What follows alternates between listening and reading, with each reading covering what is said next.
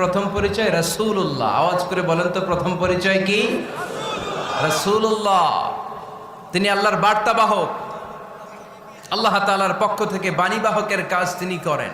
কিন্তু আমার নবী এতটাই বিনয়ী ছিলেন, এতটাই হাম্বল ছিলেন, আউট অফ হাম্বলনেস তিনি নিজেকে রাসূল বলে পরিচয় করে দেওয়ার আগে তিনি নিজেকে আল্লাহর দাস বা গোলাম বলে পরিচয় দিতেন। পড়েন সুবহানাল্লাহ।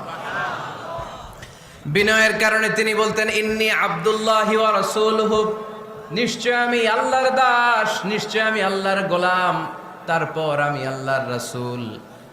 আল্লাহর হাবিব যখন আল্লাহর কাছে দোয়া করতেন, আল্লাহর হাবিব বলতেন আল্লাহুম্মা ইন্নী আবদুক ওয়া ইবনু আবদিক ওয়া ইবনু আমাতিক নাসিয়াতি বিয়াদিক। আল্লাহর হাবিব বলতেন আল্লাহ আমি আপনার গোলাম, শুধু আমি আপনার গোলাম নয়, আমি গোলামের ঘরের গোলাম। আল্লাহু আকবার।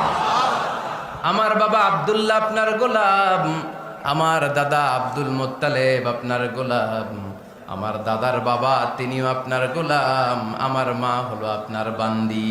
সুবহানাল্লাহ পড়েন। তাহলে তিনি রাসূল হওয়ার পরেও তিনি নিজেকে গোলাম